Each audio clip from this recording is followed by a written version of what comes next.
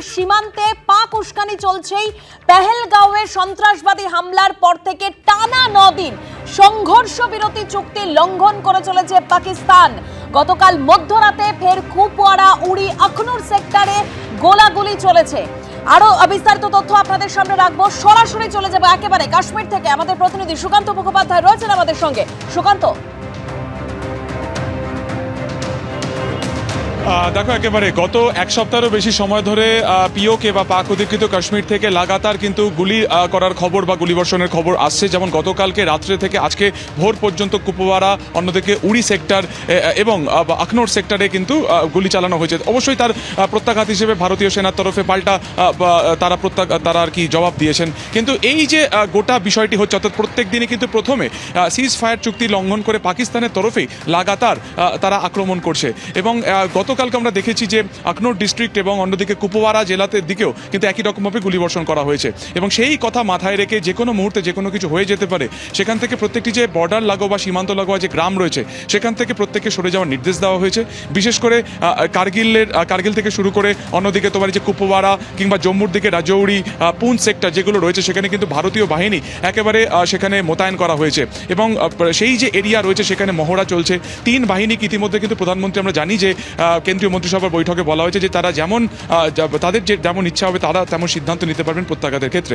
অন্যদিকে এই গোটা বিষয়টি যেখান থেকে সূত্রপাত, অর্থাৎ বাইসারান ভ্যালি, গতকালকে আমরা জানি যে এনআইএর তরফে জিআইএস সিস্টেম, অর্থাৎ জিও ইনফরমেশন সিস্টেমের মাধ্যমে গোটা এরিয়ার যে পরিমাপ সেটা করা হয়। কতটা জঙ্গলের পরিধি রয়েছে, কতটাই বাইসারান উপত্যকা রয়েছে, পুরোটা তারা পরিমাপ করেন। কেননা সন্ত্রাসবাদীরা কোন রাস্তা থেকে এসেছিলেন, কোন রাস্তায় তারা পালিয়ে যান।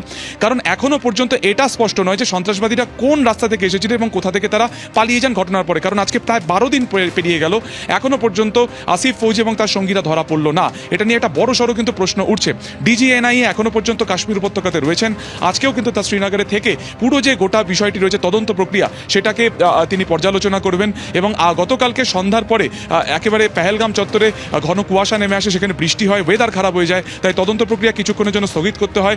আজকেও পেহেলগামে যেটা আমরা খবর পাচ্ছি যে সেখানে কিন্তু আজকেও বৃষ্টি হবে। ফলত দেখার যে এই একেবারে প্রতিকূল পরিস্থিতিতে কি করে তদন্ত প্রক্রিয়া তারা এগিয়ে নিয়ে যাবেন। তবে গোটা যে পার্বত্য এরিয়া রয়েছে, সেখানে এনআইএ বা জম্মু কাশ্মীর পুলিশের তরফে একেবারে চাপ্পা সেখানে তারা তদন্ত করছেন, তারা খোঁজার চেষ্টা করছেন এই সন্ত্রাসবাদীদের। এছাড়া গতকালকে একটি প্রাথমিক রিপোর্টও সামনে এসেছে যা অত্যন্ত চাঞ্চল্যকর, যা এনআইএর তরফে বারবার দাবি করা হয়েছিল যে ওভারগ্রাউন্ড ওয়ার্কারদের মাধ্যমে সমস্ত ইনফরমেশন জঙ্গিদেরকে পাস আউট করা হয়েছিল।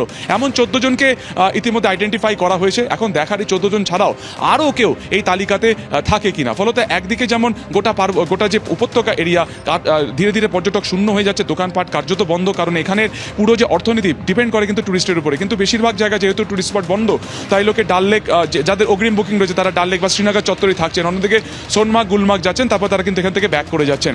ফলত তাদের সুরক্ষা, অন্যদিকে সীমান্তবর্তী এলাকাতে সতর্কতা, এবং অন্যদিকে 3 নম্বর পয়েন্ট যেটা বললাম তোমাকে, যে এনআইএর তরফে তৎপরতা, যে কিভাবে সন্ত্রাসবাদীরা এসেছিল, কোথা থেকে তারা পালিয়ে যায়, এবং এদের খোঁজের করার যে অত্যাধুনিক প্রক্রিয়া জিআই সিস্টেমের মাধ্যমে গোটা এরিয়াকে পরিমাপ করা হচ্ছে।